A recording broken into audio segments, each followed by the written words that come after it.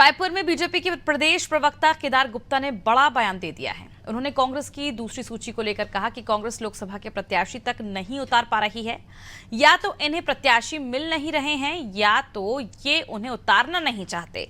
वहीं अरुण सिसोदिया के दीपक बैज को दिए गमन पत्र को लेकर कहा कि 5,79,00,000 रुपए बिना मोहन मरकाम की इजाजत के गाजियाबाद में किसी कंपनी को दिया गया, जिसमें पूर्व मुख्यमंत्री भूपेश बघेल के बेटे भी इन्वॉल्व हैं और ये इलेक्ट्रल बॉन्ड्स और एसबीआई के पीछे पड़े हैं।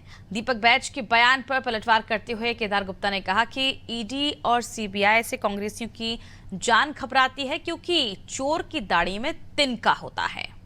देखिए, दुर्भाग्य का विषय है कि ये कहते हैं सबसे पुरानी राजनीतिक पार्टी है, ये 5 साल सत्ता में रहे, उसके बाद इन्हें लोकसभा के प्रत्याशी समझ नहीं आ रहा है, मिल नहीं रहे, या ये किसको उतारना नहीं चाह रहा है या कोई उतरना नहीं चाह रहा है। आखिर मामला क्या है ये समझ नहीं आ रहा है। कार्यकर्ता ऐसे हाथ लगाए ठुड्डी में बैठे हैं कि कब घोषित होगा, और जो घोषित हुए हैं कहा जा रहा है वो दिल्ली के चक्कर लगा रहे हैं कि मेरी वापस कर लो, मेरी वापस कर लो। इस भय से कांग्रेस अपने बाकी प्रत्याशियों की टिकट जारी नहीं कर पा रही है, कहीं ये भी वापस करने ना आ जाए।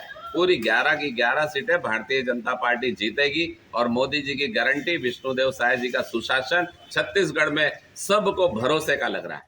सिसोदिया जी ने आरोप लगाया 5,79,00,000 रुपए बिना मोहन मरकाम जी, जब वो प्रदेश अध्यक्ष है, बिना उनकी अनुमति के, बिना पार्टी की सहमति के गाजियाबाद की किसी कंपनी को दिया गया, जिसमें शायद भूपेश बघेल जी के पुत्र भी उस कंपनी में इन्वॉल्व है, ऐसा वो पत्र में लिखा है। और हम इसलिए तो कहते हैं पारदर्शिता होनी चाहिए, और किस लिए कहते हैं, ये इलेक्ट्रल बॉन्ड के पीछे पड़े हैं जो रिजर्व बैंक और एसबीआई का है, परंतु ये 5,79,00,000 कहाँ से आए और कहाँ चले गए, आपके ही नेता कार्यकर्ता जवाब पूछ रहे हैं, जवाब तो देना होगा।